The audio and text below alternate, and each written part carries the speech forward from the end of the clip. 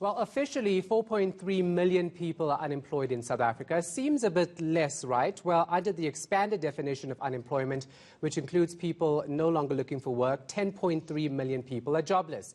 Let's break this down further now. Professor of Political Economy at the University of the Western Cape, Patrick Bond, joins us live. So, Patrick, the numbers and how it's all worked out are bound to confuse a lot of people because technically our unemployment rate declined to 23.3% in the second quarter from 30.1%. But just explain this further. Break it down for us.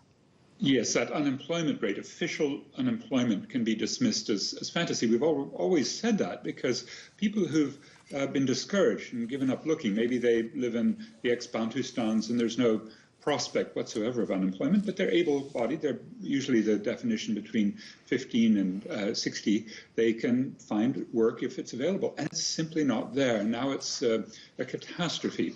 From 60 million people in South Africa, we're down to only 14.1 million actually having work. We've just lost, technically we've lost 2.2 million, but as I said, because we're not really counting properly. We don't count the informal sector properly or those who've genuinely given up looking because there's no possibility. We're really looking at a labor force participation rate of just 47%. In March, it was 60, so that's a 13% crash. About 5 million people. So I think that's actually why I disagree with your prior expert who suggests we can do this through entrepreneurship. It's so bad and so urgent, not 5 to 10 years, but we have to get back much faster, that a major public works program is what's going to be needed. And that's, of course, what you hear from the President's office. You don't hear it, though, from the Treasury, which is, in fact, intent on cutting state jobs. I'm glad you disagree because it's always good to get different opinions on this. So it would be more accurate to consider the expanded definition, which shows 10.3 million people are jobless. How worried should we be? Well, the question is whether this degree of desperation, which we've seen translate into protests over hunger, over access to water, over the massive electricity cuts going on, municipal services being denied, partly because municipalities are bankrupt, also they're cutting off more and more. We are getting to a situation where, these subjective conditions of anger and fury are palpable, and you can see that in the rates of protests that the media can report. And this is even under conditions where it's not that easy. It's locked down and there's no easy transport for major protests the way there have been in the past.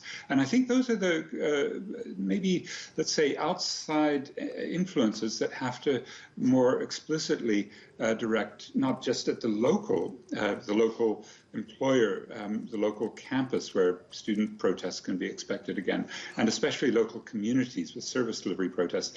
But like the Fees Must Fall, like the Treatment Action Campaign that have shown how desperate people can actually win if they put strategic pressure on the national. I think that's really the challenge. And I think October 7, which is a national strike day called by all of the trade unions, not just COSATU and FEDUSA and NACTU, but also SAFTU, the big unions coming together. And the question is, will they do outreach into this mass of unemployed people, social movements, community activists? That's what really I think is going to be needed to make the change, to put the pressure to get the public works programs. And Patrick, very quickly, we will soon hear what this country's economic recovery plan is. It's due to be passed by Cabinet soon. But if the plan does not result in more factories and small businesses or suppliers emerging, would it be a pipe dream?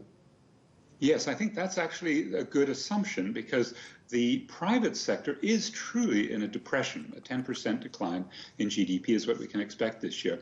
The credit system is still working out the crises that have been delayed through deferred payments, but we really will see a private sector unwilling to invest as they have recently.